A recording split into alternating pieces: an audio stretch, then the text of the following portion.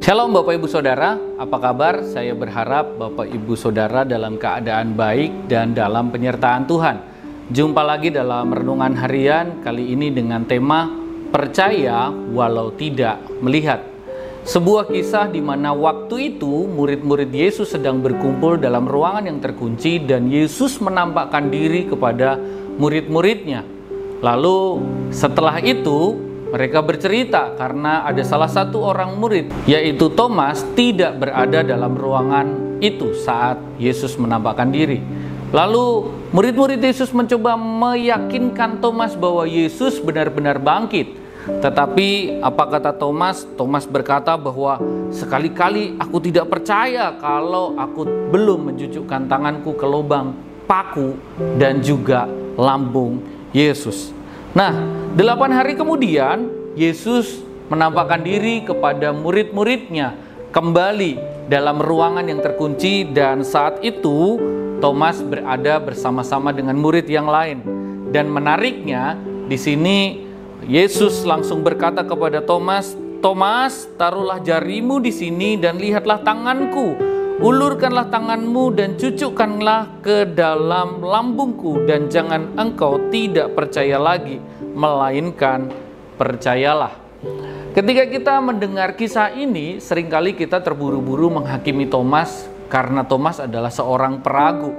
Tunggu dulu, dalam proses belajar secara psikologi, manusia ternyata dibagi menjadi 3 cara belajar. Yang pertama adalah orang visual. Orang visual adalah orang yang belajar dengan cara melihat atau membaca. Dan tipe yang kedua adalah orang yang belajar dengan tipe audio. Jadi dengan suara saja mendengarkan, dia bisa belajar.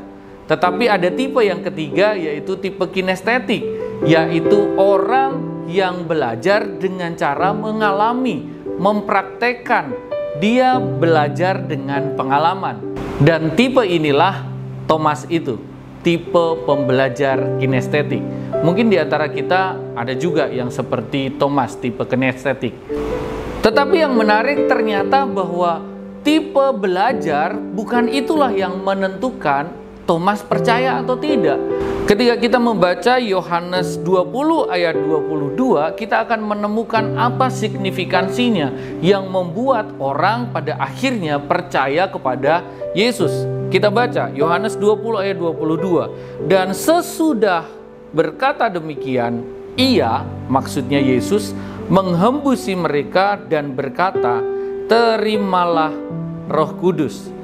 Ini menjadi menarik karena justru disinilah kunci bahwa orang menjadi percaya kepada Yesus karena dihembusi oleh Roh Kudus.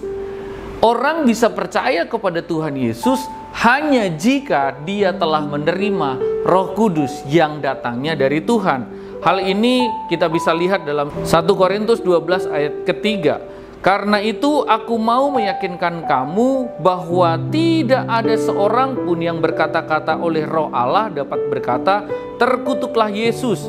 Dan tidak ada seorang pun yang dapat mengaku Yesus adalah Tuhan selain oleh Roh Kudus."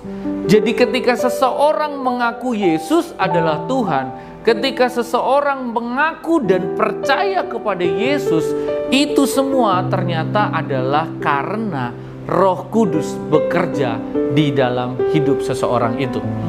Jadi kuncinya ternyata adalah di sini. Kenapa saat itu Thomas belum percaya? Karena ternyata Thomas belum dihembusi oleh Roh Kudus.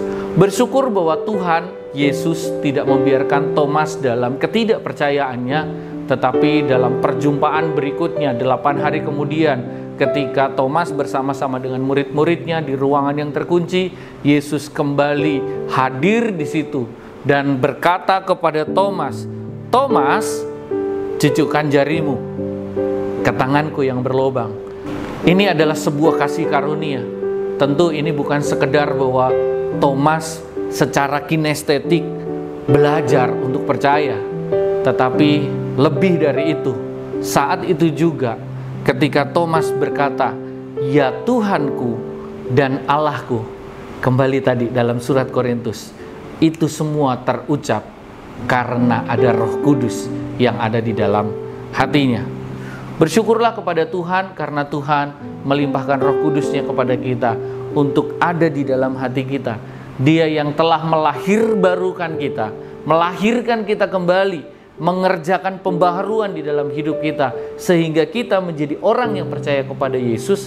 Dia juga adalah Roh yang sama yang akan mendampingi kita. Supaya apa? Supaya kita terus percaya penuh kepada Tuhan Yesus Kristus. Immanuel, Tuhan Yesus memberkati.